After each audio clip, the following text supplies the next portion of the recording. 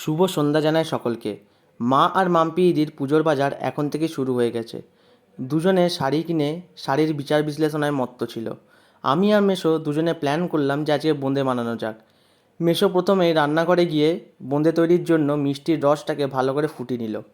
এরপর পরিমাণ মতো বেসন নিয়ে তাতে প্রথমে একটু জল দিয়ে বেসনটাকে মেখে নিল। তারপর আরেকটু জল দিয়ে বেসনটাকে থকথকে করে মেখে নিল। এরপর এই থকথকে বেসনের মধ্যে অ্যাড করা হয়েছিল সামান্য পরিমাণে food colour. Food colour add করার পর বেসন আর ফুড কালারকে ভালো করে মাখিয়ে আমাদের এরকম একটা কমলা কালারের ক্লে তৈরি হয়ে গিয়েছিল। এরপর কড়াইয়ে সামান্য তেল দিয়ে আমরা বসে দিয়েছিলাম তেলটাকে গরম করার জন্য।